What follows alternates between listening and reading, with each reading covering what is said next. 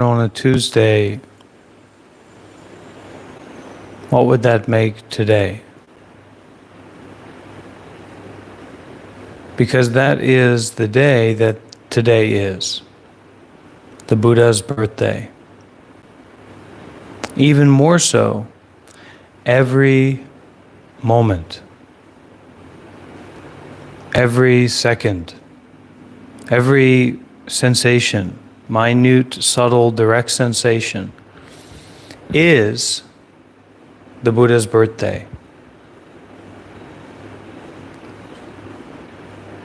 It is said that in a single grain of rice, the entire universe abides in spaciousness.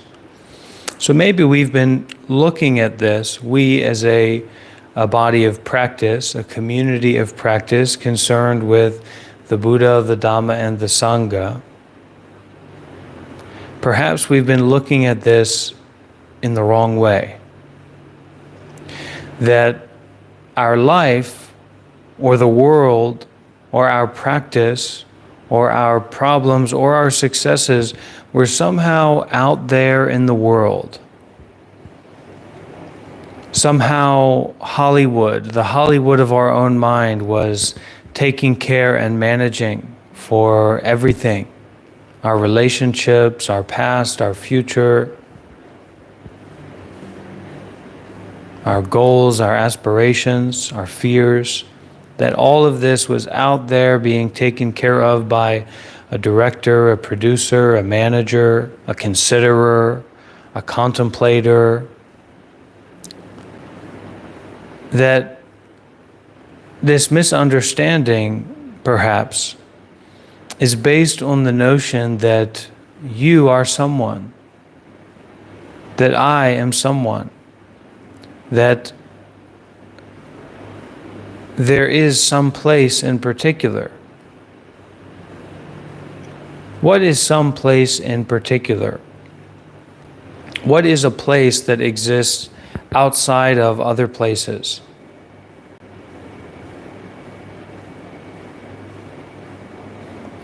And if there were to be a place that existed outside of other places, would that be an idea? Would that be a story? Would that be a conceptual narrative about that supposed place of separation? Of course not. That's ridiculous. Because even a teapot,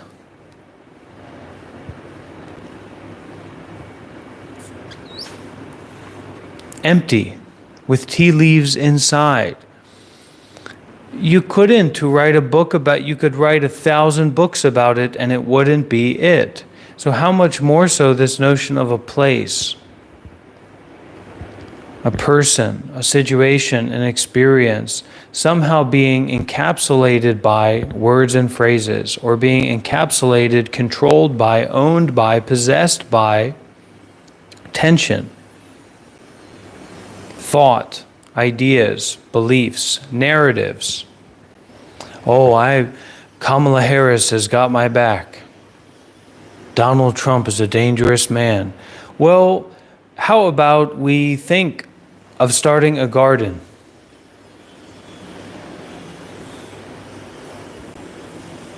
In the Buddha field of this mind.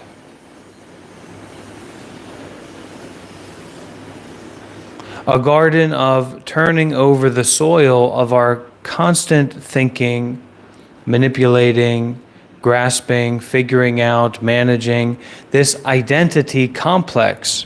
Far too many people are worried about the military-industrial complex, and far too few people are concerned with the identity complex. And this identity complex is a complex of greed, of anger, of delusion, of separation, of wealth disparity, of this identity complex prevents communication, prevents collaboration, prevents generosity, prevents offering protection, prevents caring, prevents participation. So this identity complex, this someone complex, this someplace complex, this some situation complex, this some experience complex needs to be stopped. It needs to be renounced. It needs to be forgiven. It needs to be abandoned if one wishes to experience, to be, to share, to offer freedom. Stop identifying with this body. Stop identifying with this mind. Stop seeing, perceiving, believing that this is you, that this is someone, that this is someone. What is this? This is flesh. This will melt right off of your face.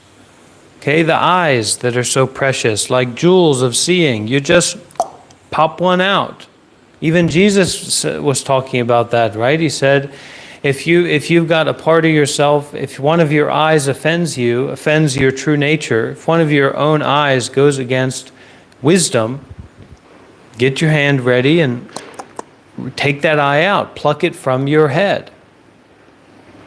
What it means is to detach from everything. And that which protests, interferes, makes up a trick, makes up an assumption that goes against mindfulness and detachment, the truth, the living word, the living experience, that is to be renounced. That is to be foregone. That is to be given up wholeheartedly.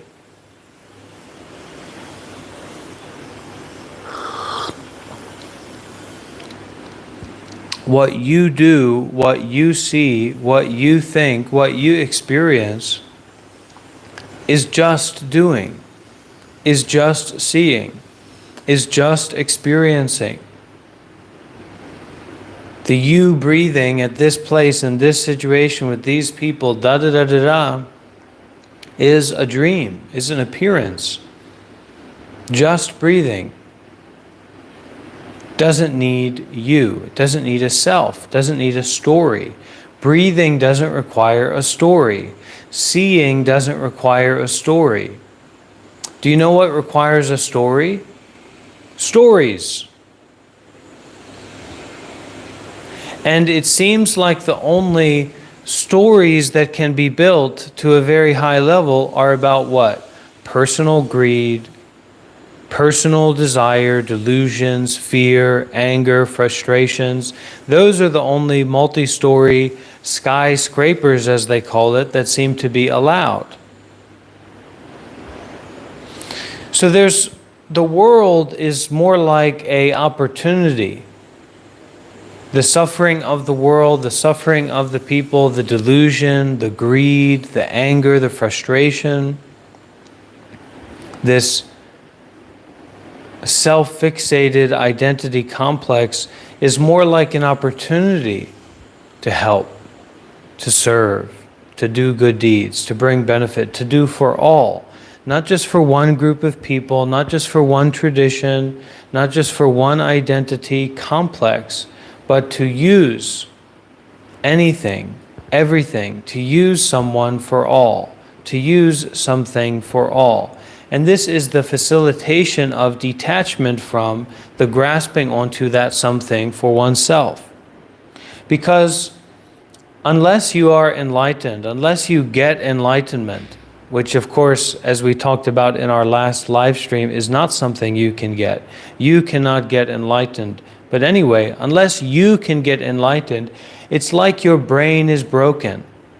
It's like you have suffered or encountered TBI, traumatic brain injury, but you didn't know that. It's like you have a massive tumor in your brain that is interfering with your perception, your choices, the way you live your life, everything, but you did not recognize that. You couldn't recognize it because it's inside of your skull, it's inside of your brain. If you tried to take it out, you'd die. This is why people don't sacrifice, don't renounce, don't attend meditation retreats seriously, full time, for the long term, because they are afraid of death. They are afraid to bleed. They are afraid to suffer. The you doesn't want to stop perpetuating itself. Actually, it's not anything like that. It's just cause and effect. It's just habit energy. It's like the momentum of a ball rolling down a hill. We can say it doesn't want to stop, right? You can make a characterization of that. That ball just won't stop. Well, it's just gravity. It's not even that. It's just cause and effect. It's not even that. It's just the spaciousness of non-perception, which perception arises from and returns to and is not separate from.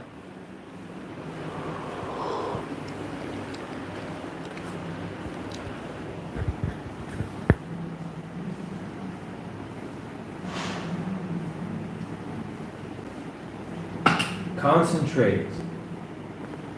Concentrate your mind, gather your will,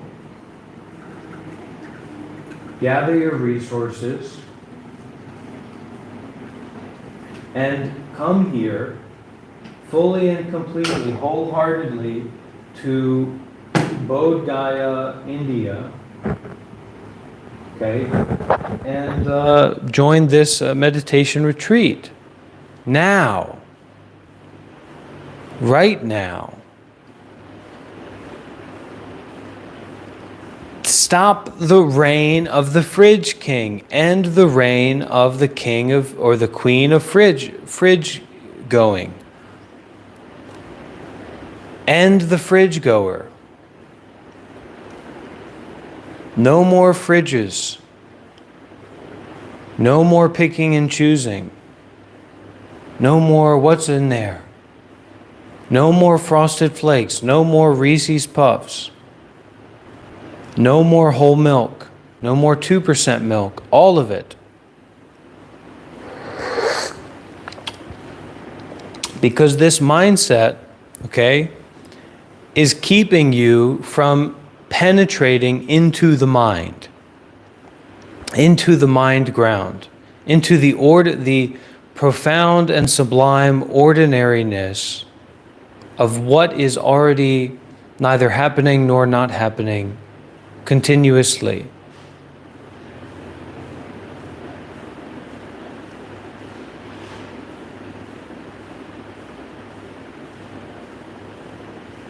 Meditation cannot be a contrived act. It's not a yoga program. It's not a coffee shop program. It's not a skill that you train. It's not something that you buy. It's not somewhere that you go to attend a meditation program. All of that is nonsense.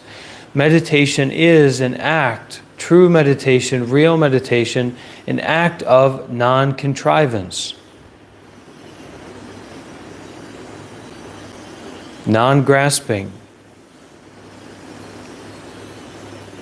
non-figuring out, non-solving,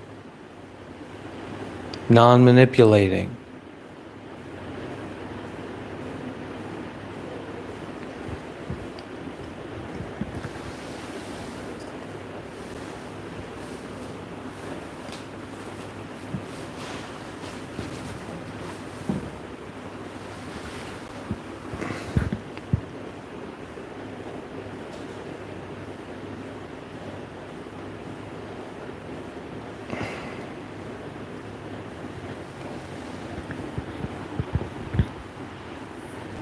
Stay in for the long haul. Don't give up. Don't surrender. Don't multitask.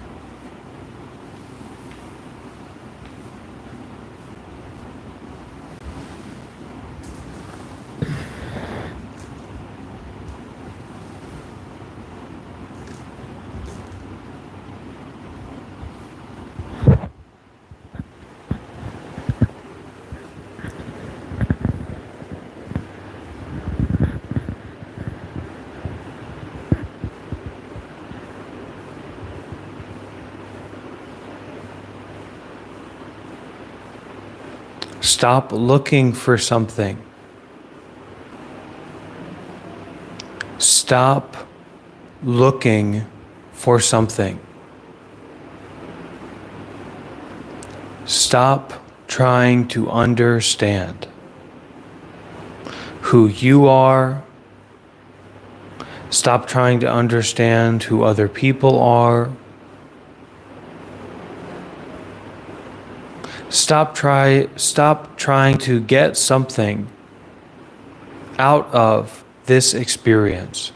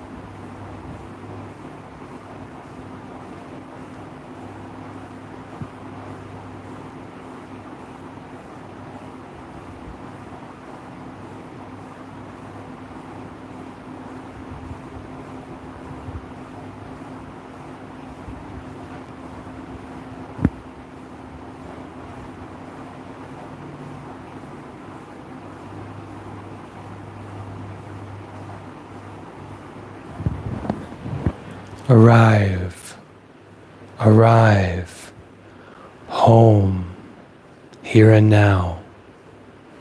Arrive, arrive, home, here and now. Penetrate the mind.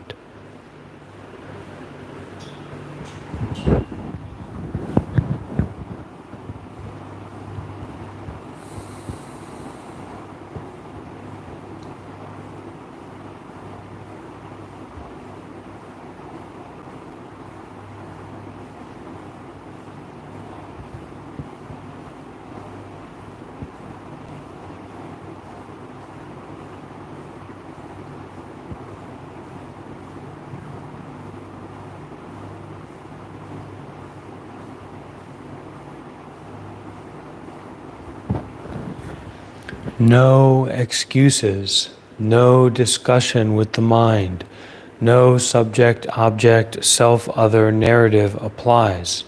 Just apply the mind itself, the awareness itself,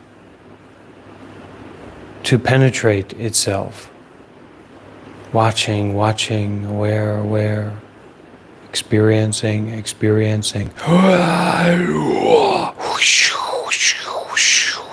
It's a whole bunch of nonsense bullshit that the mind comes up with to trick, to assume, to blah, blah, blah endlessly. Stop being led around by the mind and penetrate the mind source. That is the sublime direct experiencing of the uncomfortableness in the body, the uncomfortableness in the mind, in the environment. Everything is fuel for the fire.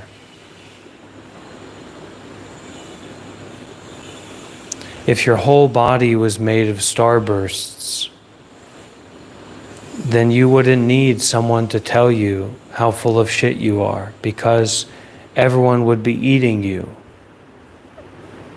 You'd be eating yourself, and you'd be in a state of bliss and wonderfulness. So your body and mind are not made of starbursts.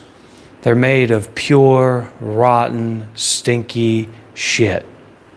Eat it all. Eat it all up right now. That's meditation. Penetrate the shit of your body and mind through the eating of breathing mindfulness, breathing awareness, breathing presence, not being hooked, not being carried away, not being believing in anything, believing in anyone. Sure, make sure this body of shit is comfortable. Make sure that this mind of shit is, fine enough.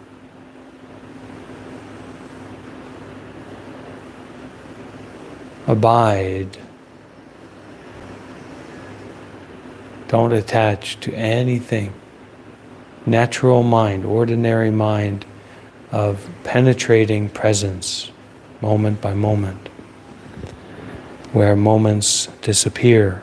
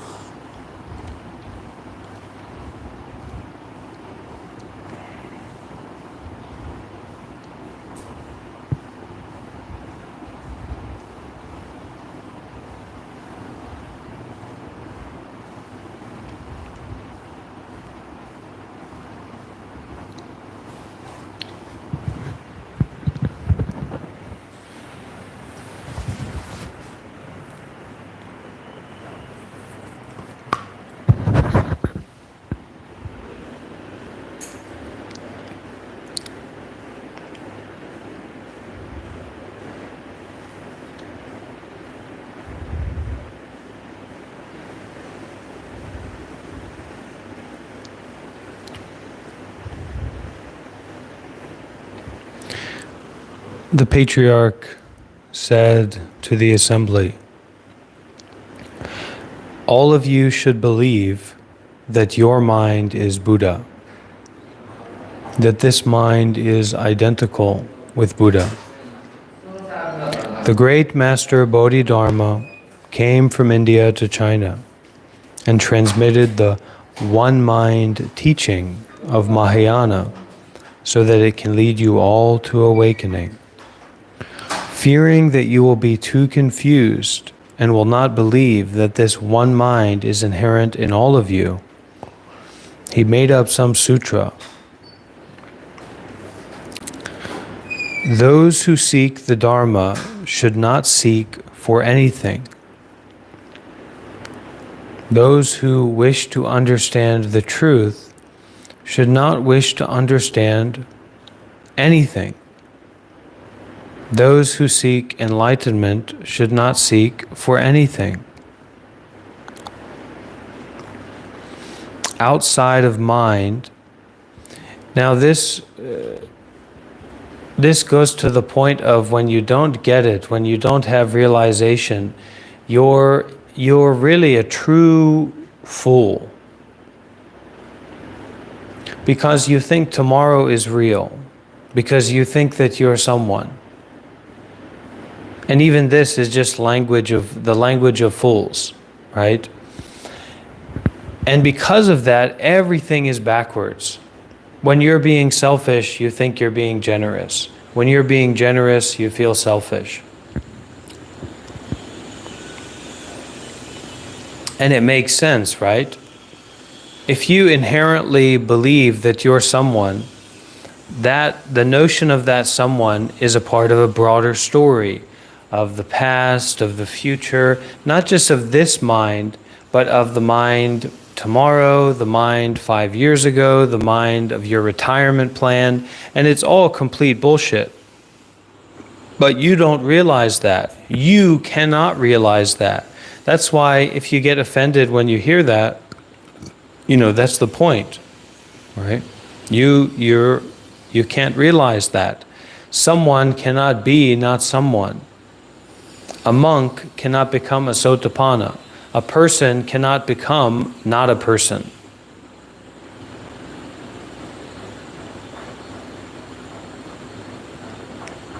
Now, when we look at this more closely, where in the heck do you think life is? It's only going to make sense if you can stop looking where life isn't, which is everywhere else, which is nowhere, looking to nowhere, looking to the void and saying, there's something over there, something that I made up, something that I assumed up. If you drive a car, people talk about flights and they're worried about flying places. If you fly, you're 1,000 feet in the air in a metal box, period. I don't care if it's a Rolls-Royce engine or Ferrari engine or whatever.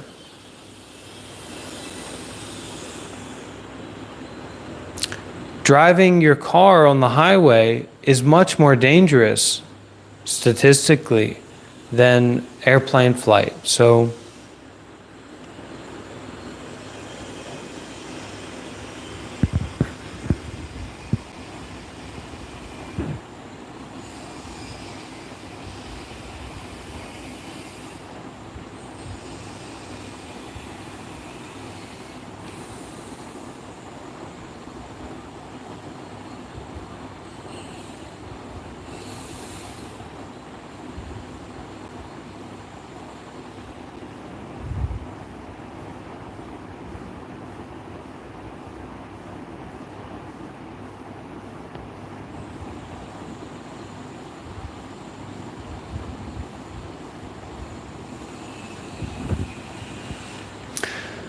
Max Munich says, but Bhante, where can I grasp for control when I'm on a plane? You cannot, unless you're the pilot. And what is the pilot going to do when the conditions are in such a way where the pilot realizes that him being in control, her being in control, is holding onto a stick, controlling a metal bus that has engines that turn air, and they are thousands of feet in the air. So where's the control? Why are we so fixated on control? When the pilgrims, or when these bastards, these nightmare heroes, okay, from England, from France, whoever they were, wherever they came, they had skin like this, okay? They looked like this. When they came to America, when they went to the Aztecs, okay, when they went to the black people, but let's especially talk about these Native Americans, these homebred Native Americans. Maybe controlling things would have been better to be left on the table at the first Thanksgiving. Maybe when these white men, these white patriarchal, racist, sexist men that came from England and came from other places too, okay, these dirty white men, on the first Thanksgiving, maybe they should have said, wait a minute, we're assholes. We're kind of, pieces of shit. And the way that we've been looking at these Native Americans, the way that we've been approaching this whole situation is wrong. And even though we have been so wrong-minded and wrong-headed and ignorant and delusional and greedy and angry and sick, these native peoples, these brown-colored people, these red men and women and children, because see, this was an egalitarian society. Women were in positions of leadership. Non-binary people were in positions of leadership. I'm sure that children were very, very respected. I would bet all of my life that the rates of child abuse in Native American America were far, far uncomprehendibly lower than the rates of child abuse that are in America right now. America has one of the highest rates of child abuse in the world, okay, in the whole world. So think about that. So maybe those colonizers, those dirty white savages from England and from England-like places should have left the notion of control on the table on the first Thanksgiving, when their starving, ignorant butts were saved by those proud, red people, okay, human beings. So why are we so fixated on being in control? Is there a part of our brain that wants to be a Walmart manager? Is there an implant? Were we implanted by something? I was born on Bill Clinton's inauguration. I was born on January 20th, 1993. Was I implanted with a Walmart manager chip? I don't think that I got that implant. I think they skipped me that day. But a lot of people have been implanted with this chip. Somewhere deep inside of them, there's an electronic device sending out EMF radars that says, be a Walmart manager. Be a McDonald's shift supervisor. Control others. Be a controller. Be a manager. Be a boss. It doesn't seem like that system works. So realizing the lack of control is realizing the opportunity for generosity,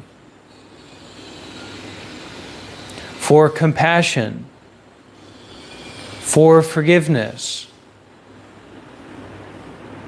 Realizing the natural to not control is freedom. Freedom that is not confined to the limits of a metal bus in the sky. The magic school bus. You know what I call the magic school bus? Government propaganda for the prison school complex, the industrial prison school complex in the United States of America. Who says I need to learn math?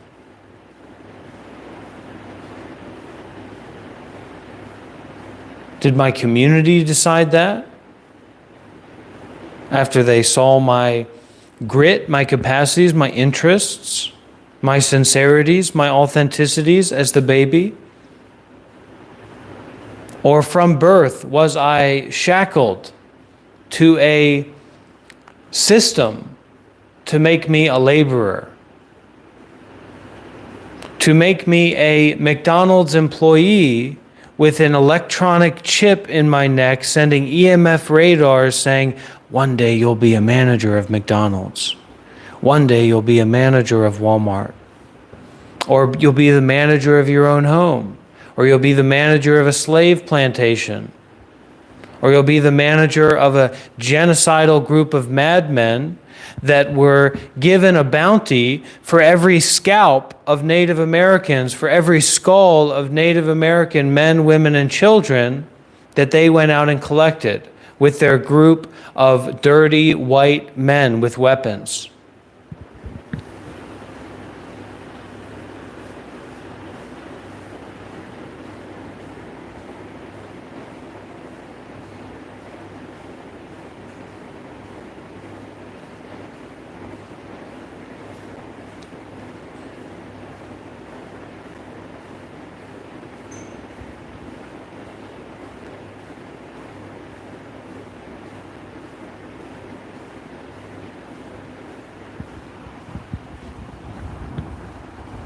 What are you addicted to? Ask yourself that. What are you addicted to?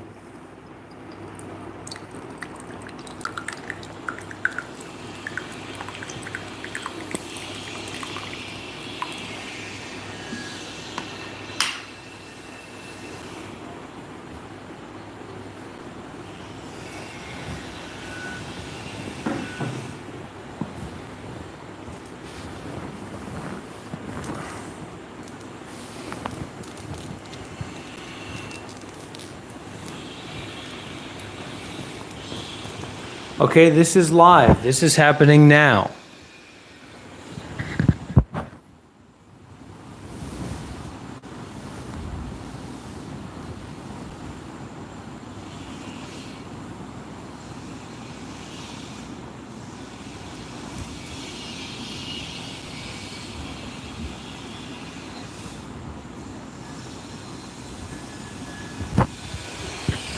If you want to join me, then starting point is Bodh Gaya, India, because that's where I am right now. But there's a lot of ways that you can join me other than that. You can join as a supporter, as a donor. You can join as a serious practitioner. You can join as a monk or a nun. You can join as a volunteer.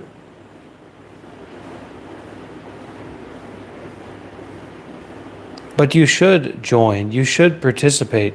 This is not for consumption. This is not for entertainment. This is not for people's opinions. This is dangerous. For me to teach like this and talk like this and to talk about the Dharma like this openly for Western people.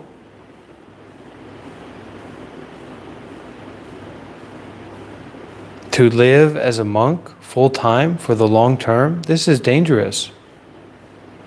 There's no support from my culture, from my society, even from my family to do this, to live like this.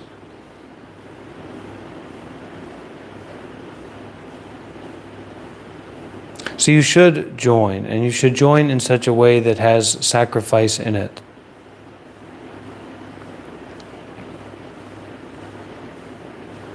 Not enough people are taking this seriously enough.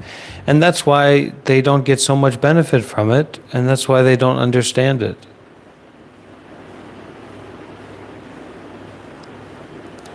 And that's why so many people follow false teachers.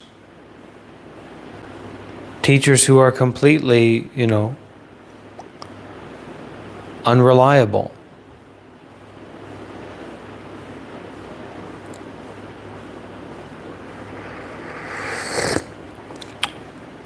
Because people are stuck in a system of gain, in profit. This isn't about profit. This isn't about getting what you want. This isn't about being in control.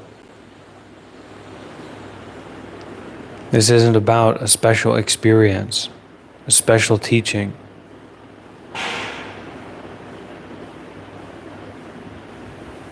Volunteer, participate, give, use your strength, use your skill. Come on, people.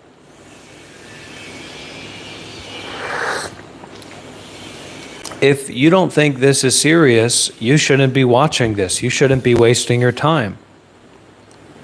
And if you do think this is serious, then you should get involved to the greatest and most serious, in the most serious way that you can. That's what you should do. You should get involved and concerned with the Buddha, the Dhamma, and the Sangha, and help others to get involved and stay involved with that. To build meditation centers, to join for meditation retreat programs, to help propagate and share these teachings, these informations.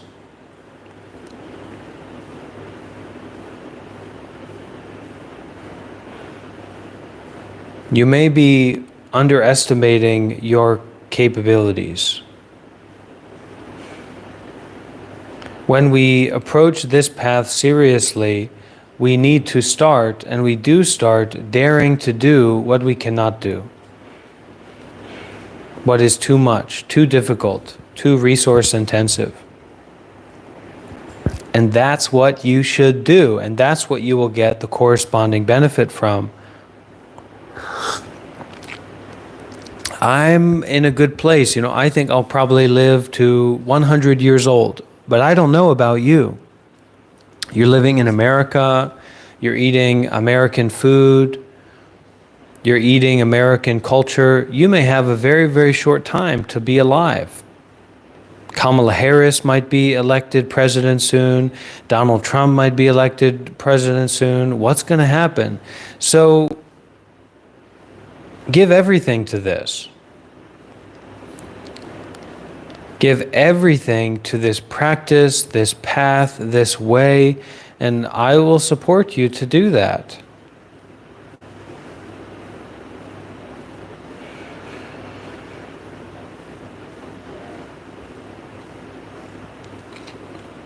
Sacrifice.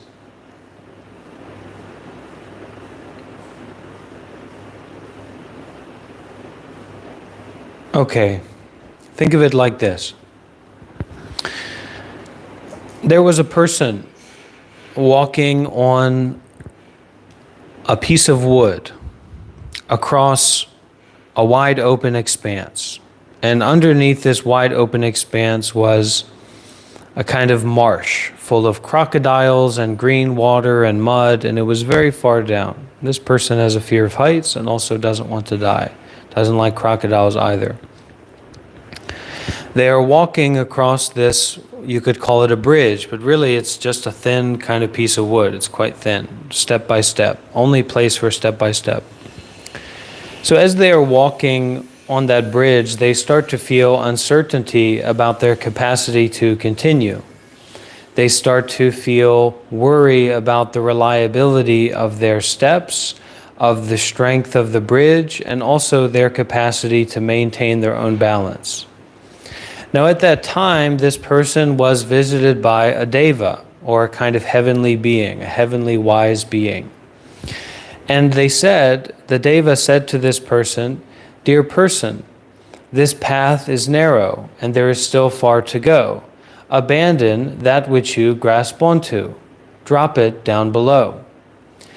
The person, because this person was carrying things with them, quite a few, backpack and all these things they had with them, So the person said, "Dear being that I do not understand, I would like to let these things go, but I cannot simply abandon them, for they are valuable, they are precious, they are worthwhile. I must keep them with me." So another hesitant step or two, and that person crossing the bridge stopped again, and once again was in this place of uncertainty and stopping. The Deva then appeared or moved along and came back to this friend and said, "Dear friend, although you cannot abandon and renounce these valuable possessions and these items at your feet, I have another idea for you. May you give them to me. I will hold them for you. I will protect them for you. I will use them for others, and you may not know, but actually, I'm quite enlightened and wonderful and beautiful, and I promise I will not misuse your precious treasures." And the person said, "Well, can I have them back later?" And the Deva said, "If you cross the bridge, you definitely can." And they said, "Okay, that sounds like a good deal." So this person, holding so much weight, baggage, precious items, materials, etc., who was standing on this small little bridge, could only go step by step to get to the other side, slowly took off the backpack, took off the krimbas and the hats and all these things, and handed them over to the Deva. The Deva said in return, "And because you have made such a wise decision, may I offer you the robes of a monk. Simply follow these precepts, these rules, and when you get to the other side, you can take all these things off and get back your possessions." They said, "Okay." And so, with the robes of a monk, this person walking on the bridge continued step by step, and the Deva, the heavenly being, went back up to heaven and relaxed. So what are you going to do?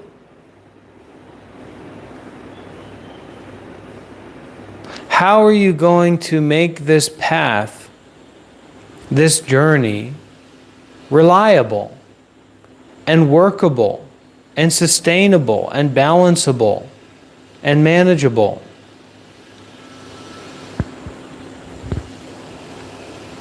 By generosity and precepts.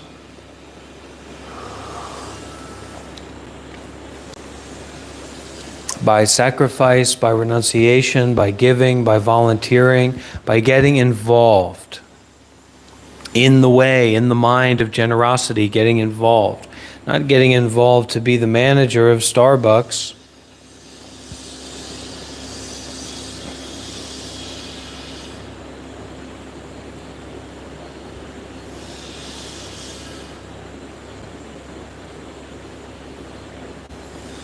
And not being tricked by anything or anyone.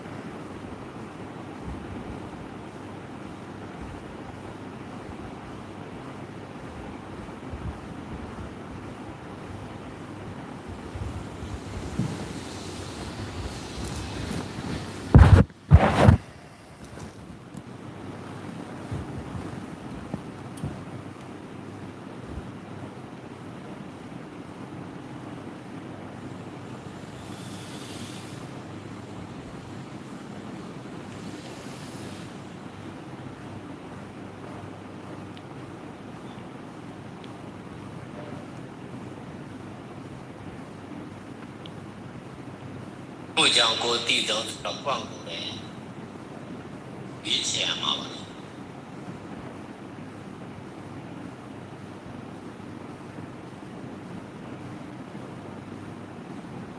အကျဉ်းပြ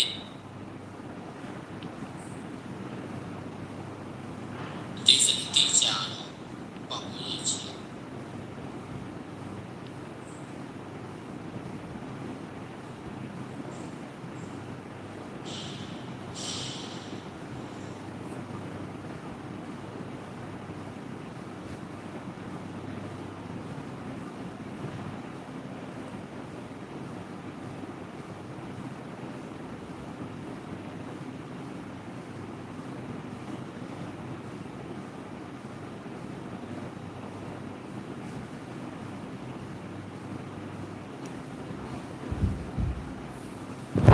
Any questions or sharing experience?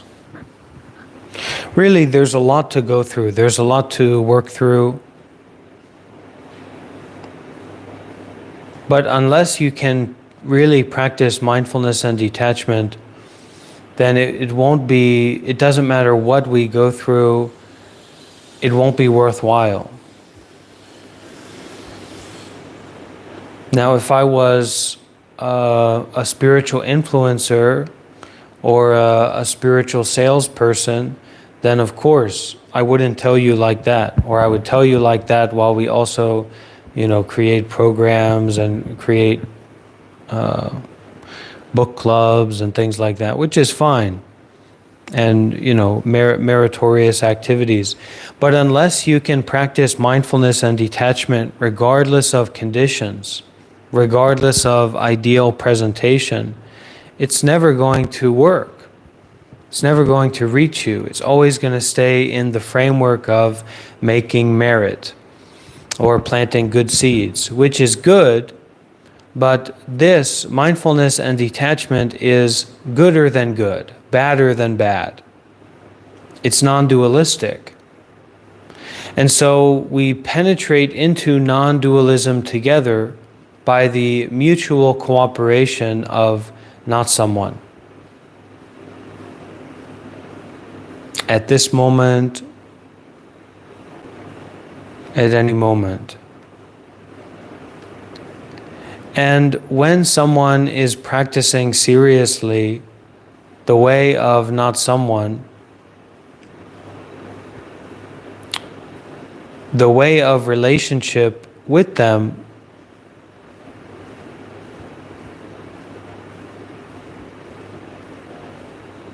will be misused if looking from the view of someone. Believe in no self. Believe that you are not someone. Believe that I am not someone. And then, if you can be a leader, that is good. If you can be a follower, then that is good. But be a good leader. Be a good follower. Be a good practitioner, if you can be a practitioner right now.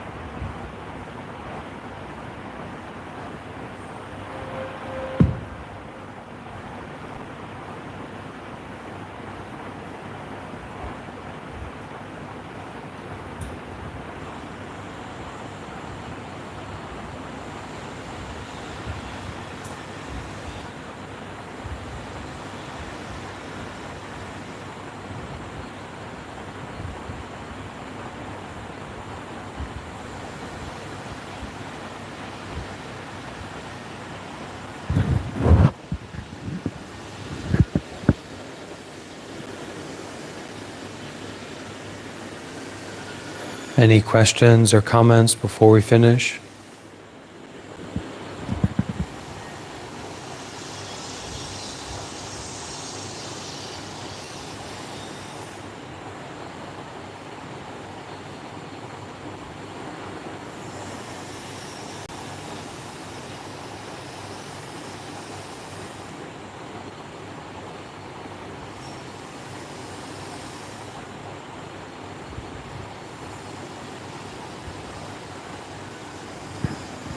In terms of daily practice, you should try your best to be mindful at all times and not to be detached at all times, because that will be very confusing. Okay, if you try to be detached at all times, that will be very confusing. So instead, try to be mindful or aware or present at all times, right? More and more, just like come back to, being aware of what's happening right now. When you go to work, when you go to school, when you are with your partner, when you're meeting different people, when you're changing positions or you're changing environments, going from one place to another, bring that mindfulness, bring that fullness of awareness of that moment, that experience, right? Especially in times of transition. Now, when you encounter the tangling point, when you encounter the tangled upness of getting involved with, of getting upset by, of getting confused with, of being entangled with someone, some situation, some experience, work, play, rest, whatever, you find yourself getting entangled. At that time, remember the validity of detachment. What that means is to experiencing this tangled upness, remember that this is impermanent. Now is not a place that could be fixated on. So it's not about staying in the present or coming back to the present. That is not what it's about, because we're on a boat going to the other shore, right? And we want to be going continuously, flowing continuously with the current of being concerned with the Buddha, the Dhamma, and the Sangha. Dana, Sila, Bhavana, Samadhi. So don't focus on marking the boat. Marking the boat isn't going to help that much. Like, I'm just staying in the present. It's like you go to the DMV to renew your license, the Department of Motor Vehicles, to renew your license. And then they call up your number after you've been waiting there for so long, and you're stressed and you're depressed and it's just been a nightmare. Then you get to the front and they start to ask for your information and you say, I'm just staying in the present moment. Next, please. You've missed your chance. So don't just stay in the present moment, but remember mindfulness and detachment. Remember the importance of, the efficacy of, the reliability of not being attached to the story about yourself, about a situation, about tomorrow, which is an illusion. There's no such thing as tomorrow. There's never been such a thing as tomorrow. Even modern quantum mechanics is saying time is like an illusion, right? Or it's like an expressive field of perception, but it's not real. There's no such thing as time. Abraham Lincoln isn't real in the scope of time. Abraham Lincoln is real in terms of the assumption of Abraham Lincoln being brought up now, and maybe some other now doesn't exist. How would it? Where would it? We're monkeys on a rock. We're talking about the nature of reality in terms of conceptual thought. That's how you know that you're a monkey on a rock. When you think that your grunts that became mental sounds or electrical sounds are somehow related to the fabric of the universe at a conceptual level.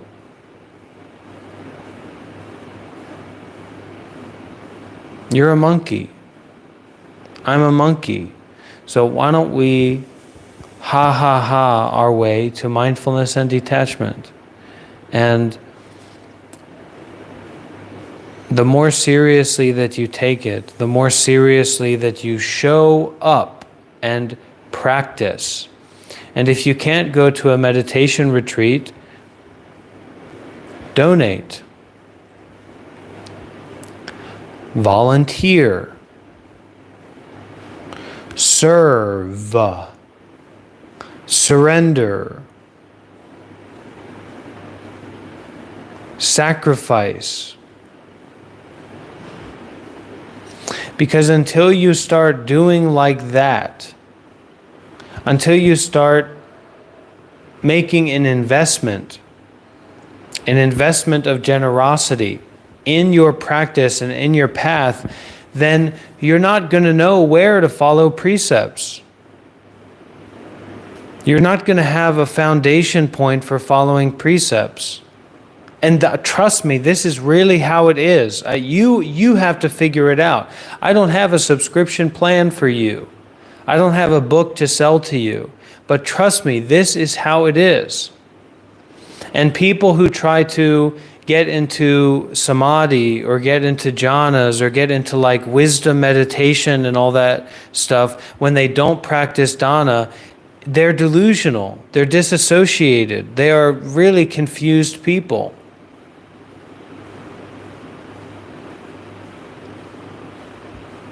So don't end up like that. Dana, sila, bhavana. Donate, volunteer, serve, sacrifice. Go out there and work, do good deeds concerned with the action of generosity, the action of sacrifice. If your generosity is not sacrifice, okay? If your good deed is not sacrificial in nature, if you're not losing something meaningful, then what good is it?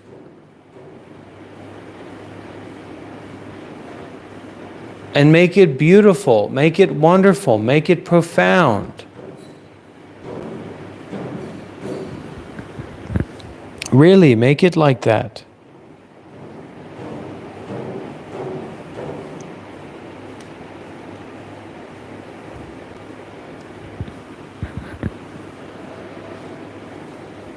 And when we start to give up and give away and sacrifice what is valuable to us, then when we encounter the opportunities of life to take, to get for ourselves, to control, to manipulate, to dominate,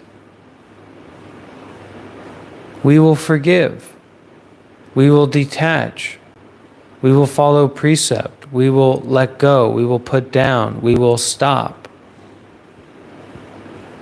Because we've exercised that ability to not just be controlled by and operated by desire and fear.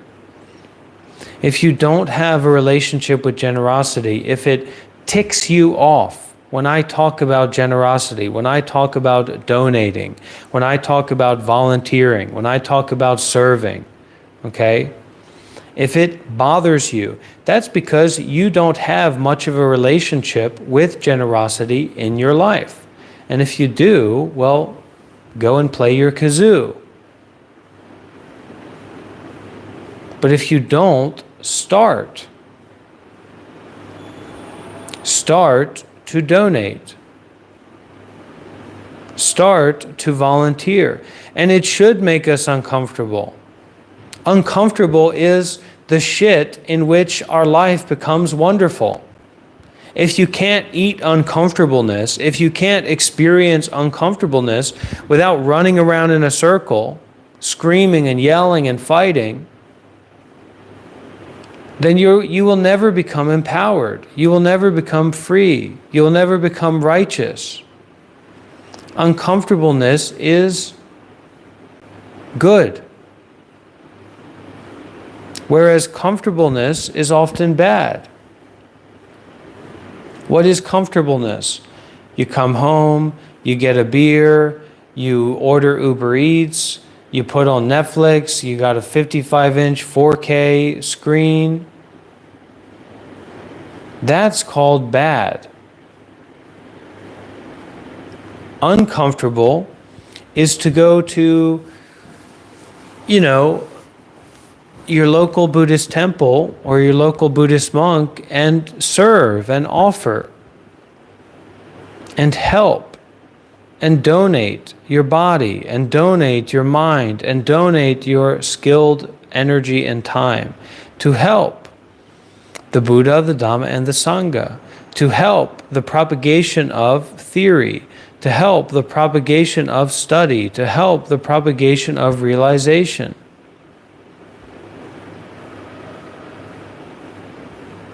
More and more and more and more and more and more. This body is for all. This mind is for all.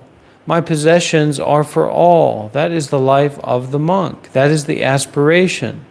Doesn't mean you go around and you're like a Mario coin box where every time that someone hits you over the head, you spurt out money or something like that. It's not about being ignorant, not about being like that, but rather it's this position that one takes up. This is where generosity is. How can I serve? What can I do? How can I listen? How can I follow? How can I obey? How can I help? And then when you help, when you serve, when you offer, you just serve, you just help, you just offer, then you get the hell out of here. There's no interpersonal going on. It's the same with our meditation practice. I'm seeing a balloon. What is a balloon? What's going on? I feel attracted to that person. I'm interested in this. I'm interested. What's going on? That's all just being at the carnival and being on one of these spinny machines. You're gonna get sick. You're gonna vomit. And then when I say, let's say you come to the meditation center here in Bodh Gaya and you say, wow, Bante's over there in that room, and I want to give him some tea or something like that. So you come in, you give me some tea, and and then you listen to the Dharma.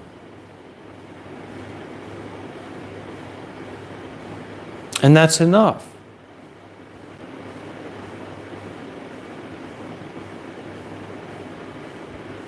Not about higher or lower, not about better or worse, not about I'm a monk, you're not. It's just cause and effect. It's not about good or bad tea. It's just the way that it is. And then we do our best. We can do our best with that, concerned with that, rather than concerned with McDonald's or concerned with Walmart or concerned with the prison education complex in America, or oh yeah, we need to be capital. I'm a capitalist.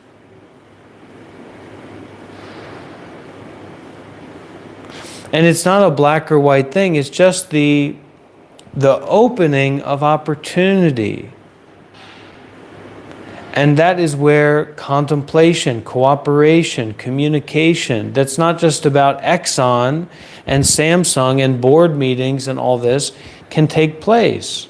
But the board meeting of generosity, virtue, bhavana, doing good deeds for others, figuring out how do we set up more and more systems for doing all kinds of good deeds, so that we can develop ourselves and help the others.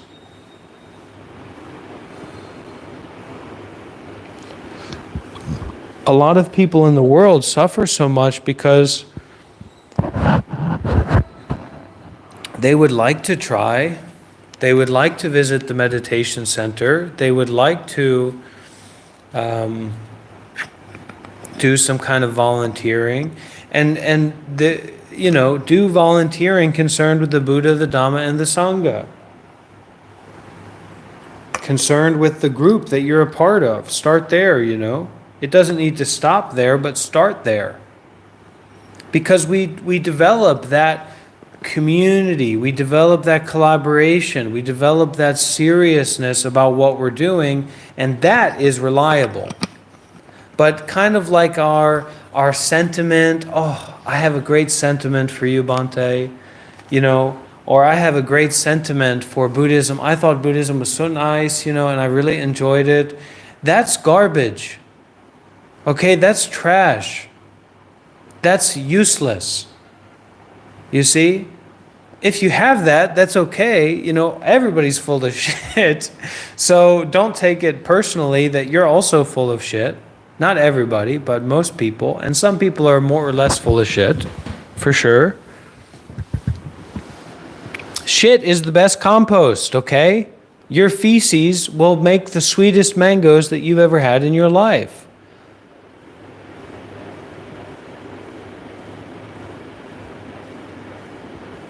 But the sentiment is nothing. You have to put your money where your mouth is. You have to put your energy, your time, your attention, your skill, your body and mind where that sentiment is. And then that sentiment becomes sacrifice. It becomes generosity. It becomes detachment, actually. Okay?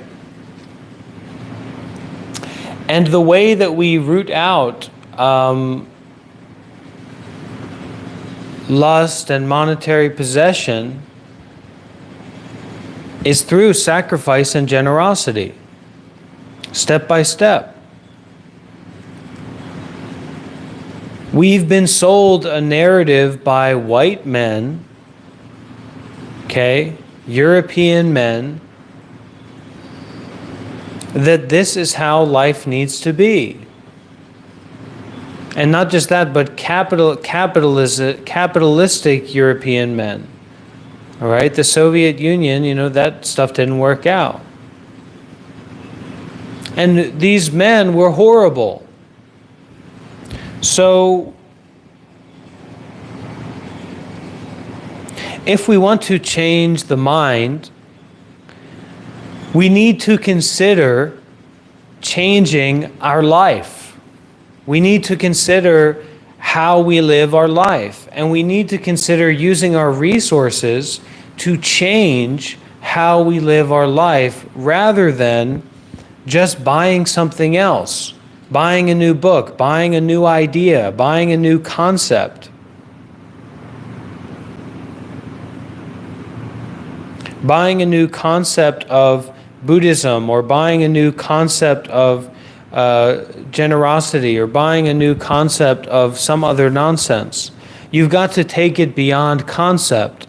And the best way to start taking it beyond concept is through generosity. And if we want to do real community building, we need to become powerfully involved in generosity. Just in the same way that major corporations are able to sustain themselves and build themselves, which, why do we need to aspire to be a corporation? But anyway, because people are tricked with the trick of money to come and work, to come and labor, to come and sell themselves. But Buddhism offers a trick, a little sound of a Buddha bell, for you to sacrifice yourself, not to sell yourself. We're not going to pay you. The Buddha isn't going to pay you. In Buddhism, you can only pay yourself. And the deeper shifts in our psychology are not so difficult. But when that psychology is sustained by a particular environment, a particular lifestyle, a particular community, Does it really need to be spelled out more than that? And so now we have two sides or three sides here, right? We've got the big money donors, the billionaires, the millionaires that are following Bhante. They love Bhante. They're waiting for the big plan, the big project, right? So these millionaire, billionaire donors, they want to live in their penthouses and come to visit the meditation center or whatever, right? So they can help to facilitate and build these places, these environments, make it convenient, make it possible for people to transform and change their lives in this way. And this isn't just, other groups are doing these systems to varying degrees. Then you've got the people that have the resources and the capacities to go and show up and volunteer, and they want to be yogis, they want to change their lives, they have the resources to be able to come and show up and to kind of sustain themselves in showing up. And they're going to show up, okay? And that's wonderful. And then, number 3, you've got the losers, or the patients, or the people who are really suffering. They don't have the mental resources, they don't have the material resources, etc., to get help. And so we set up structures using those two other factors, right? The well-minded participants and the trillionaires and the billionaires that want to help out and visit from time to time to support the patients, all right? People who otherwise are killing themselves. And this is not a view to create some kind of competition and like, whoa, this is already happening. There's already nonprofits. There's already charities out there. What do you think you're doing? No. This is to exploit and to take advantage of all these opportunities that are there to do good deeds with mindfulness and detachment limitlessly. That is Tabarwa. That is the practice methodology of Tabarwa. We're here in Bodh Gaya, India, working that out. But unless you can get the taste, and that you need to pierce your tongue with generosity, otherwise you're going to just be talking, everything you say is going to be like that. Everything you say is going to unless you can pierce your tongue with generosity. Because this is a community of generosity. And it's very difficult. I'm not trying to say it's easy, because even people who are monks and nuns and people who've been doing this for a while, they still just talk like this all the time. There's no sacrifice, there's no practicality, there's no contemplation, it's very difficult to communicate, and that's okay. But it doesn't mean we shouldn't try really hard, really suffer, really go through hell. And a lot of hell is just waiting around. People don't mention that enough, but eventually the heat, you get used to it. Right? Eventually the heat and the suffering and the torture of hell, after so many years, you just get used to it. The real suffering at that time is the waiting around, okay? When is this going to end? And it will end. It will come to an end.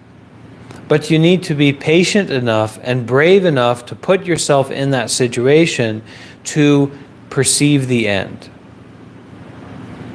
And then you have the insight of impermanence. Oh, mental phenomena are impermanent. Material phenomena are impermanent.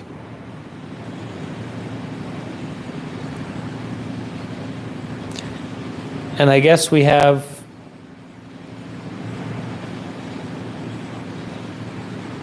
a few questions. Sometimes it's difficult for me to read the comments, but it's sacrifice, friends. It's never going to be about, well, what about if I start taking SSRIs? What about if I go to a hot spring? What about if I do this? What about if I do that? What about if I do this?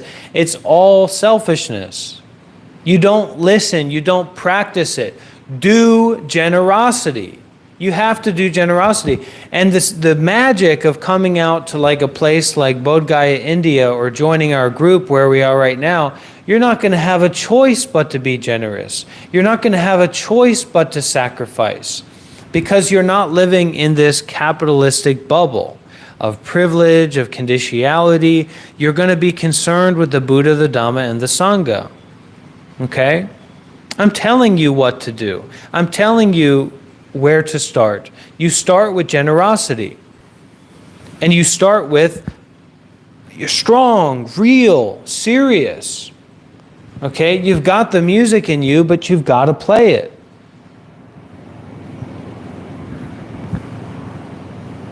And generosity is not about money. Okay? Making donations is not about money.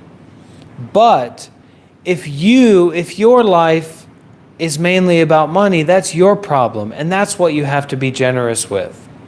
My life is not mainly about money, so I don't have to be generous with money. My life as a monk is not about money. But if your life, and for many people, especially Western people, your entire life is about money.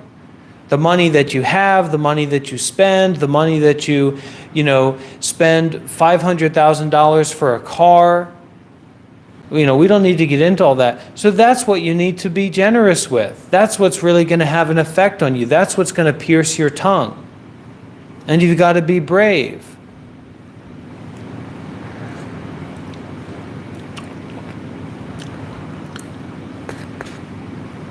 Gabriel's bringing up a very clear point here, right? Gabriel just said, I am going to play the music of generosity. Now that could be okay. Listen to this, right? Imagine a musician that is skilled, a wonderful musician. People love to hear that musician play. Their time is money, valuable time. They go out there and they offer their music, they offer their skills and their talent to the people to hear music, right? That is generosity.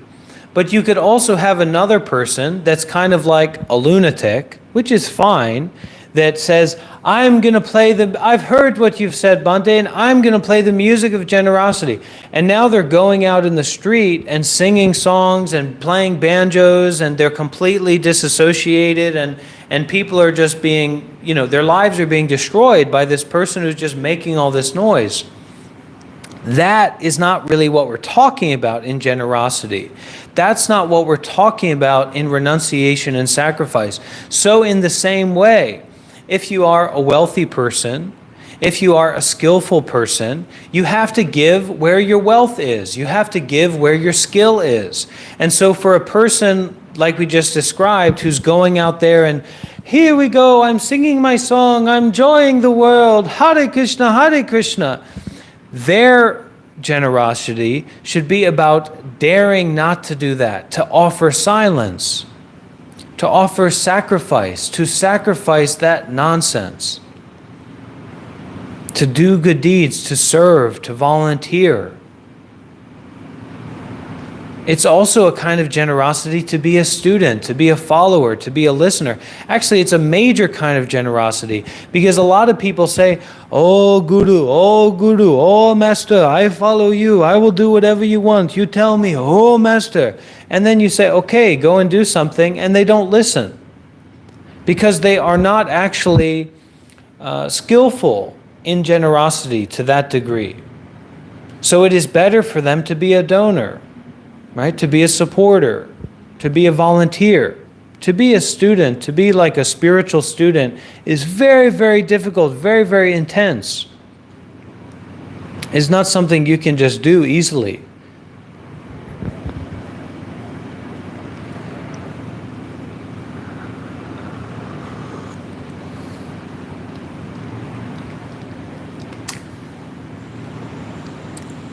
And a lot of things in life are like that.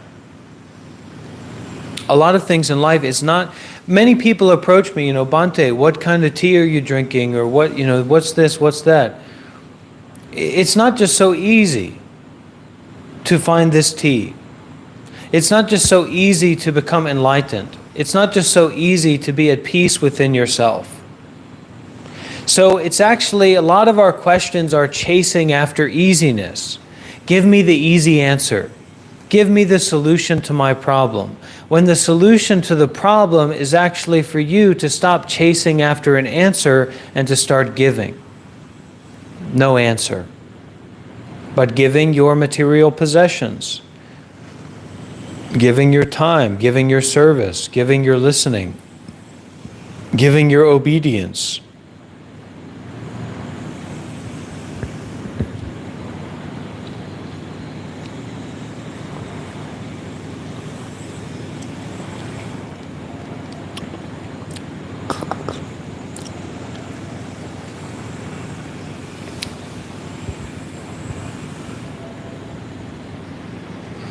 Obedience is a kind of generosity. Doing action without reward. No, leave it at that. Don't bring in expectation. Doing action without reward. That's what it takes. That mindset, that approach, that level of obedience. Doing action, no reward. Because actually when you put the expectation of reward in it, that is you bringing in the expectation, you see? Oh, I'm not expecting a reward, I'm just doing it. That's your little trick. No, obey with no reward. Do with no reward.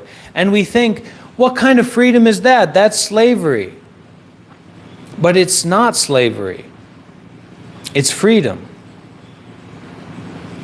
Freedom to do freely. Beyond obeyer, beyond listener, do freely. Without expectation. That is without expectation. To do freely is without expectation. To do in the way, to be in the way. To give freely, to receive freely. To walk freely, to breathe freely. You don't need to bring in or not bring in expectation or reward or not reward. Freedom is free of rewards. Freedom doesn't rely on a reward. It doesn't rely on a system of desire or fear. It's just freedom. And in just freedom, there are all kinds of opportunities for cooperation, for communication, for participation. Wouldn't we like to participate in life more when it's not just about making money or being a slave to some job? Giving is just giving. If we give with expectation, that's fine, but, it's very annoying when people do that.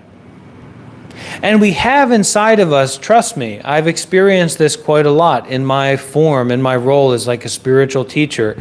We have inside of us, as much as I love Bhante, I love Bhante's teachings, I want to support him, there's also an enemy inside.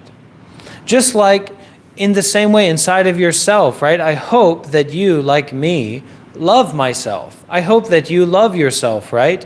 But in that love that is not true love, that love of desire, that love of fear, that love of grasping and attachment, there is also hate in that. So as much as you love yourself in this way of not true love, but this way of desire and fear, that is how much you hate the others that don't meet that. Your incapacity to love the others that are different from yourself, that you love so much. So I'm not here as someone to be loved or catered to. I'm here as someone to represent myself and express myself as someone who is willing to collaborate and cooperate and communicate, concerned with the Buddha, the Dhamma, and the Sangha reliably.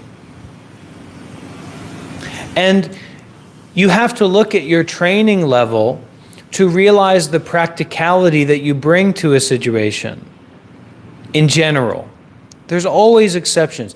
But let's say we get a big gathering of people together, and we start talking about planting mango trees and fertilizing human shit to make the most delicious mangoes, okay? The person who's made a bunch of human shit into fertilizer before, and the person who's planted tons of mango trees and knows all about it, and the person who can tell us about the environmental ecology of that area, all have a position of authority for practical purposes, not to do with attachment, but to do only. And the person that doesn't have experience with any of that should shut their mouth. And we create a kind of environment of mindfulness and detachment, concerned with doing good deeds, where we can allow that person to express their ignorance without following along the lines of that ignorance. And in that kind of environment, a community concerned with the truth, concerned with the Buddha, the Dhamma, and the Sangha, concerned with doing good deeds with mindfulness and detachment limitlessly, that kind of community can actually learn from that person's ignorance. But it's difficult to do that online. It's much easier to do that when the vulnerability is there and the sacrifice that is necessary to be there has already taken place. Because showing up, being a donor, being a volunteer, being a service provider takes sacrifice, takes responsibility. And that's where the authority is, in the sacrifice and responsibility that's being taken. It's not in the personal ego or identity of the individual. It's in the responsibility. So the position of the Buddha, the position of a good monk, let's call it that, is the position of a Dhamma teacher. And there's good Dhamma, there's bad Dhamma, there's right Dhamma, there's wrong Dhamma. But as much as it is practical and useful to protect, to participate, to share, care, and cooperate, that is how much it is valuable.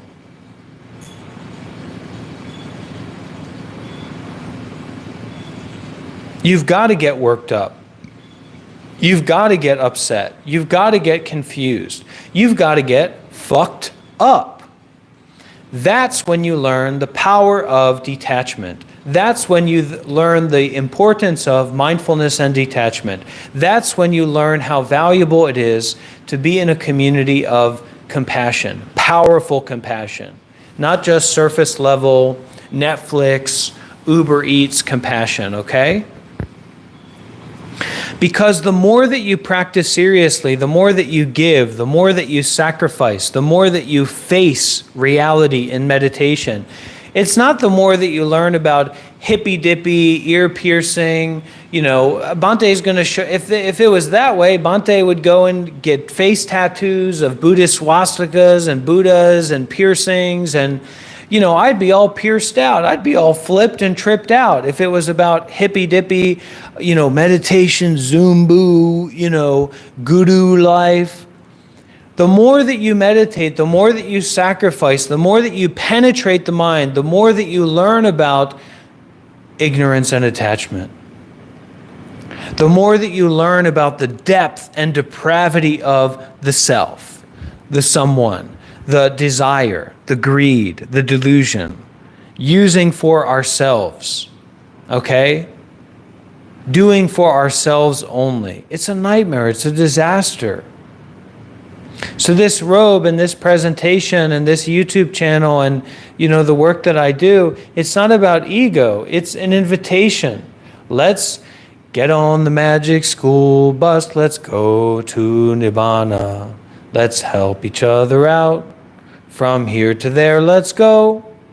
Because there's a lot to build and a lot to learn and a lot of work to do that takes a lot of inspiration. And it does. It takes a lot of resources. It takes money. It takes materials. It takes fabrics. It takes technologies. It takes land. It takes properties. It takes waters, liquids. It takes foods. We really want to do this, okay? And you get involved or you get out of the way. And in getting out of the way, you should still try to be more generous in your life. You should still follow precepts in your life. You should still practice meditation in your life. This is why the Dhamma is called the highest gift. There's no debate. There's no discussion, There's nothing. You can't discuss. This is the best. This is the real Donald Trump, okay? We've got monks coming over the border, and they're compassionate, and they're wise, and they're generous, they're forgiving. These are the best people. These are the best people, okay? And we want to bring more and more and more and more. And trust me, it's not about me. I want to, a lot of times, I'm very selfish, so I want to be left alone,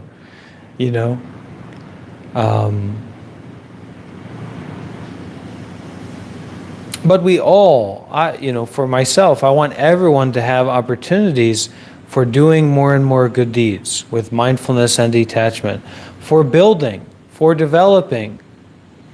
But your ego is not going to be able to reach it. Someone is not going to be able to reach it. That's why we need to pierce our tongue with generosity, because until you can start talking like this, blah, blah, blah, blah, blah, it's impossible to understand. Until it's like this, okay? It's really, really like this, but in terms of the mind. So it's like the difference between a hippy-dippy lunatic coming in off the street and saying, let's build a community, versus literally a billionaire Buddhist devotee coming in off the street and saying, let's build a meditation center here, but in terms of the mind. And so when it's in terms of the mind, it's in terms of wisdom. So what is practical is the only thing that will come up. Whereas the hippy-dippy lunatic, they just, let's do it, come on, let's make a way, come on, right? So really the way that the hippy-dippy lunatic can make a way is by practicing meditation seriously and coming to join for the meditation retreat, and we'll try to make arrangements to pay for their ticket. They're probably a great person to have tea with, but we can't get fixated on development that goes outside of the practicality of the cause and conditions now. But inspiration and intentions that are directly connected to generosity, concerned with doing good deeds with mindfulness and detachment, concerned with the Buddha, the Dhamma, and the Sangha, this is a very reliable formula. Exceedingly reliable formula.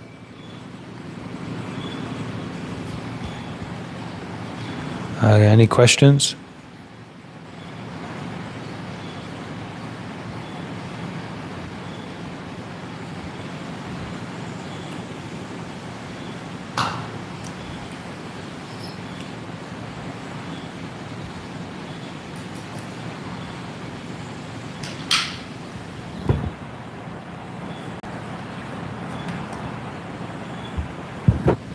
You can become more lucky by making merit. You need to make donations, do good deeds, volunteer. The problem is that every time that your understanding comes into play, your ego takes over. And then whatever you do is kind of has this selfish nonsense behind it. Just go and donate. Just go and volunteer. Just go and serve. And the issue that, I was speaking about before is that there's not like an accessibility to just go and do that. And so now to do that, you're relying on your complicated intellectual understanding and interpretation of what to do, and then probably you won't even go and volunteer and serve because it's so complicated and inaccessible to go and do that. But even if you do, you'll just be so tangled up in yourself. So just go and do something nice, do an action of generosity. Stand up and sit and be in your house and say, wait a minute. Do, like being a command robot that just received instruction, do actions of generosity. And then just stand there for a while.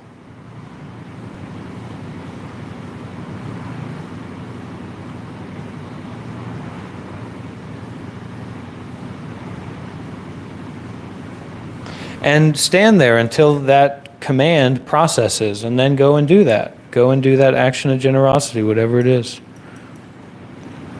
Oh my God.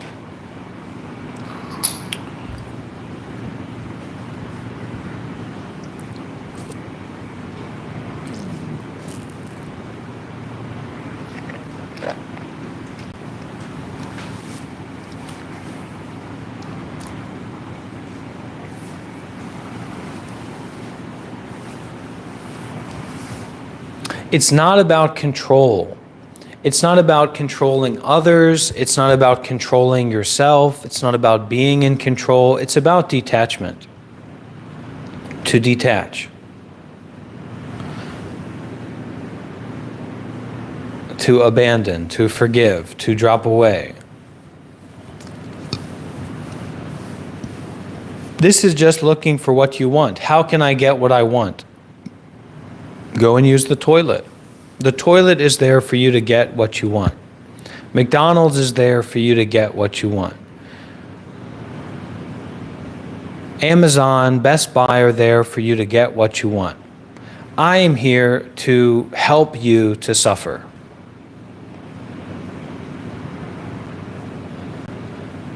I am here to facilitate your suffering. And that's not, that's not easy work. And you can't be shy if you want to do that work. So I'm, trying to build up my self-confidence. My non-self-confidence, excuse me. I'm trying to build up my non-self-confidence.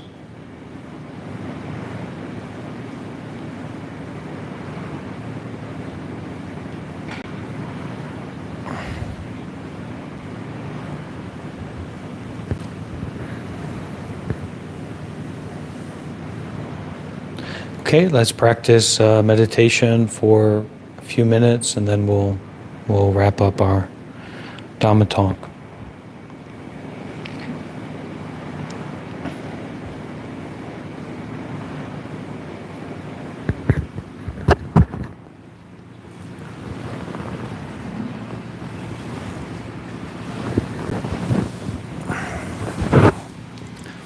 So find the natural position of the body. The way that you are right now, the position of your body right now is fine, but you can also try to find a position that's more open to not really controlling the position of your body. To where your whole body can be like a sack of potatoes that is set down.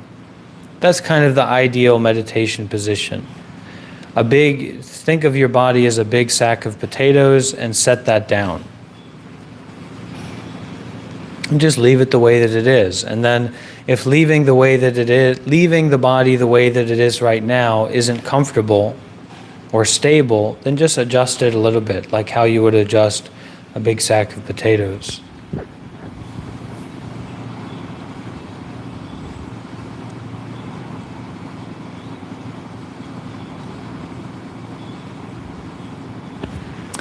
And the breathing doesn't matter. Like you don't need to breathe when you practice meditation.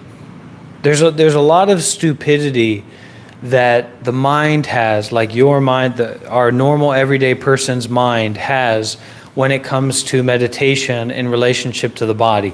The body's just a big bag of shit, a big bag of trash garbage, okay? There's nothing special, there's nothing important about the body. You can take out your eyes, you can plug your ears, you can plug your nose, hold your breath. None of that matters when we're practicing meditation. Just sit there and kind of be a bag of shit. Don't breathe. Close one eye, open the other, smile really big. Whatever. Just sit there and be a big bag of shit. But in a non-judgmental way. And see, this is where a lot of people can get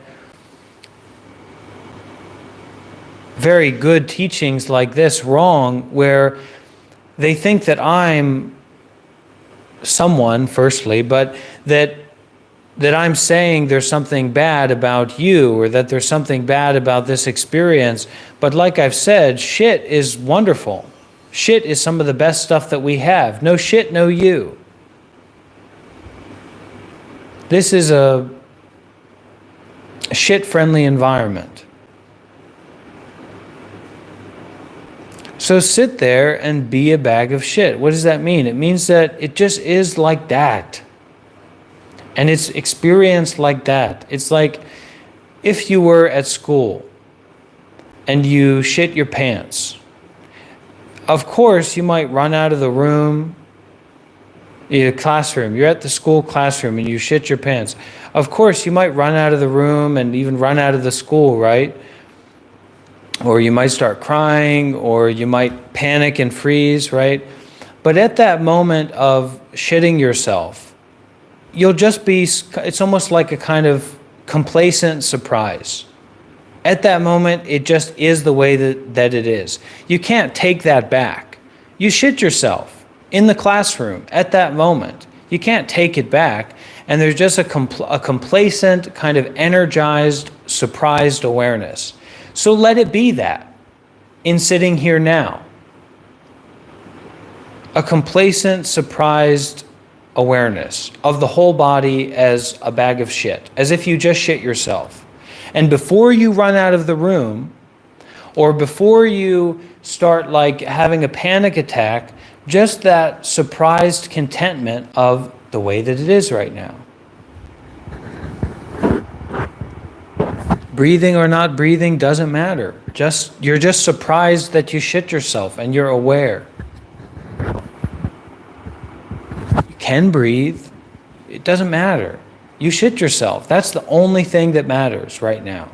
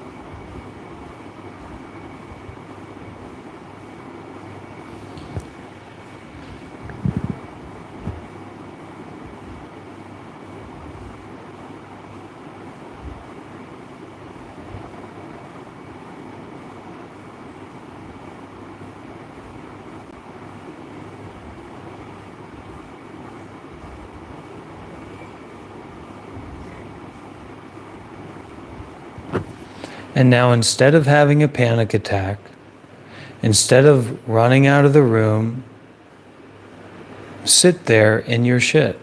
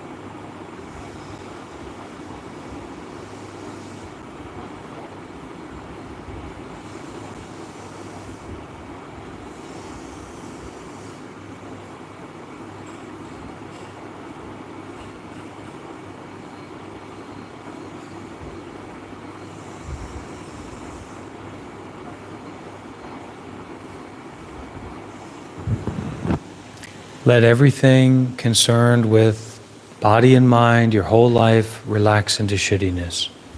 You're just sitting here in shittiness.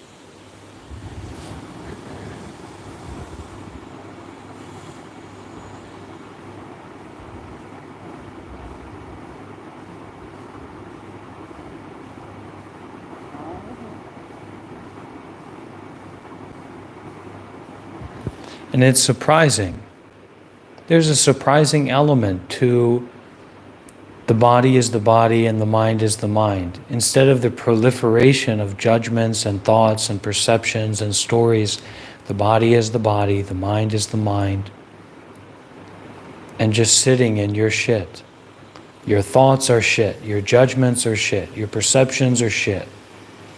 Everything that you think, that feeling to move, that thought, that judgment, that everything is just shit. So just sit in that.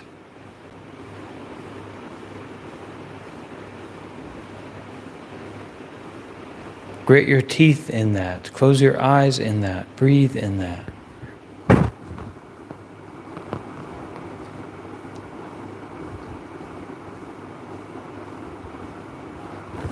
And feel happiness inside of yourself. You can bring a smile to your face. And when the whole classroom turns towards you, and when the teacher turns from the chalkboard and looks directly at you, smile and say, "Dear community, I just shit my pants.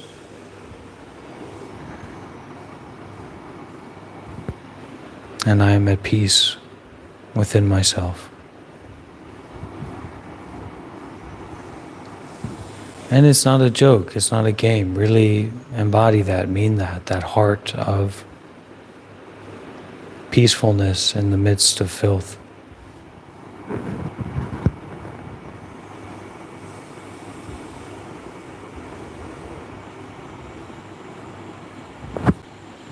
Freedom in the midst of error.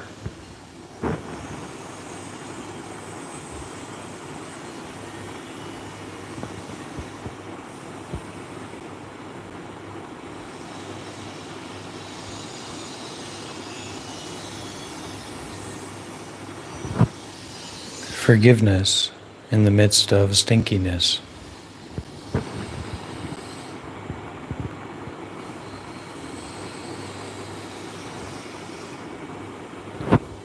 Not focusing on something, not fixating on something, but everything, everything, everything. Widening out the heart mind, the awareness mind. Everything, everything. Expanding out.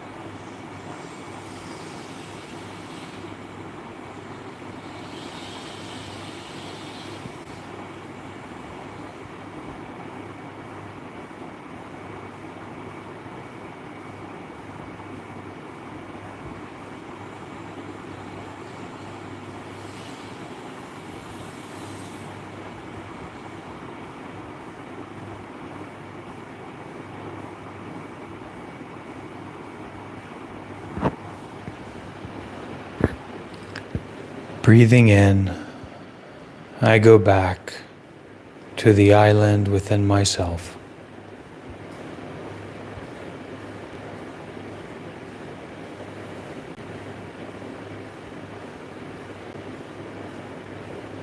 Breathing out, I smile to everything.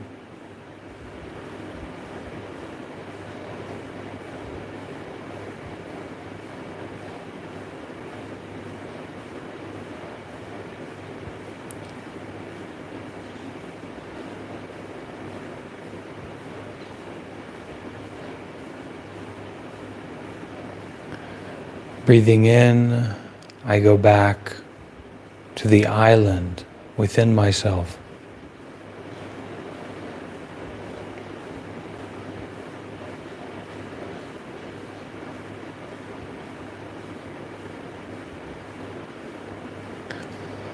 Breathing out, I recognize non-thought.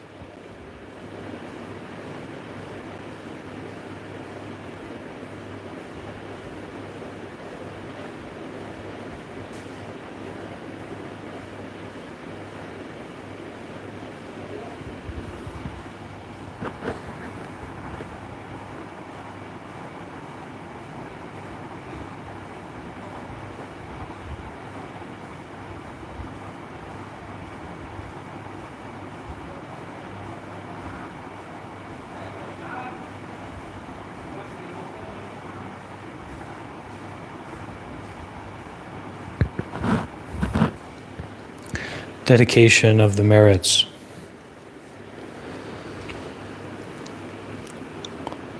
When we come together in this way, practicing meditation, listening to the Dhamma, concerning ourselves with dana, sila, bhavana, samadhi, panya, concerning ourselves connected to, involved with the triple gem, the Buddha, the Dhamma, and the Sangha.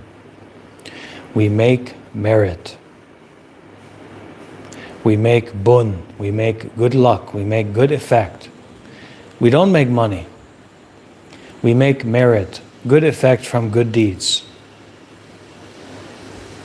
We plant seeds of happiness, peacefulness, mindfulness and detachment, wisdom, bhavana, meditation training, meditation absorption, seeds of virtuous conduct that apply to everyone, everywhere, seeds of generosity that bring benefit to everything, the earth, the soil, the plants, everything, everything, everything. This is powerful, and it can make a lot of problems in our lives and in other people's lives if we hold for ourselves, we keep for ourselves, we lock in, tense in. So, please repeat after me as we dedicate this abundance, these merits, these blessings to all beings.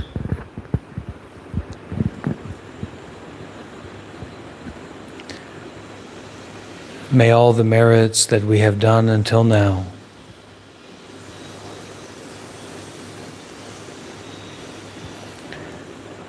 be dedicated and shared out towards all beings.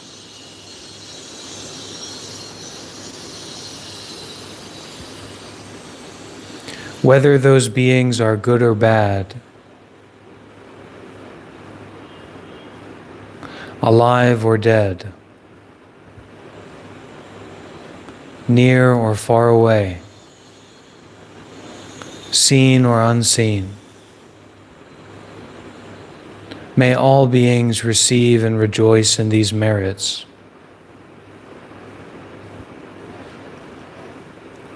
May the giver and the receiver disappear.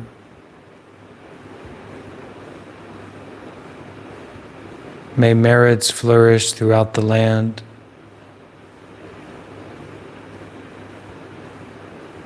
May all beings and non-beings quickly attain complete freedom. May it be. May it be. May it truly, truly be. Namo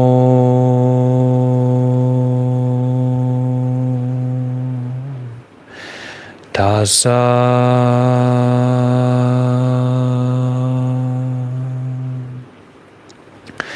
Bhagavato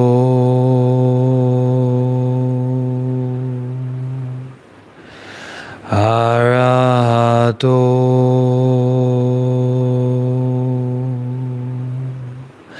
Sama Sambuddhassa.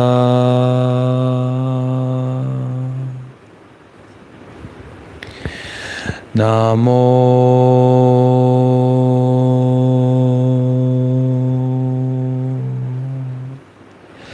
Tassa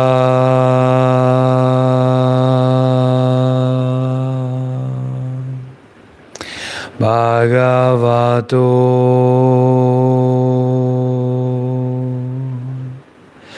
arahato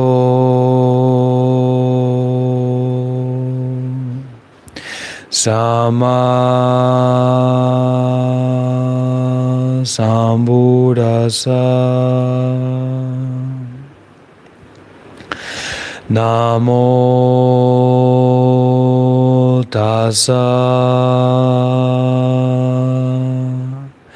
bhagavato arahato sama sambuddhassa.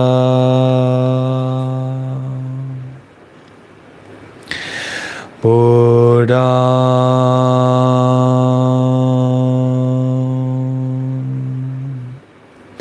saranam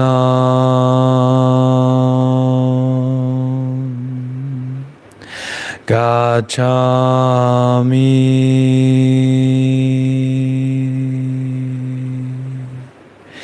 dhammam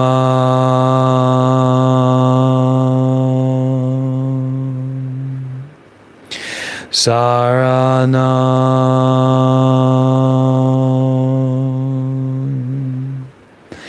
gacchami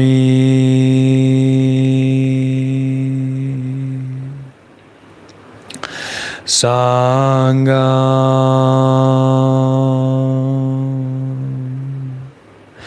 saranam gacchami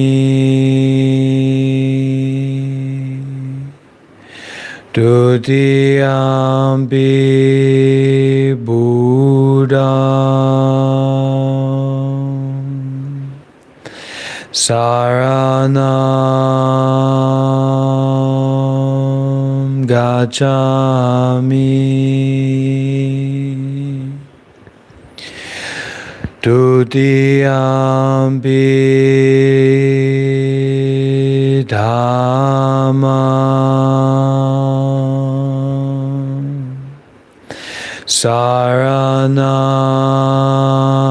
saranam gacchami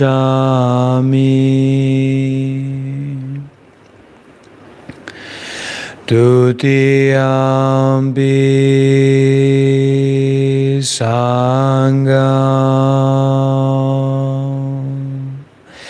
saranam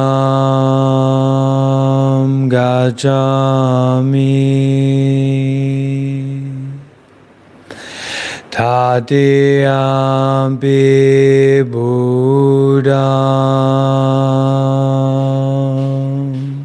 saranam gacchami tatiyampi dhammam saranam gacchami tatiyampi sangham saranam gacchami sadhu sadhu sadhu.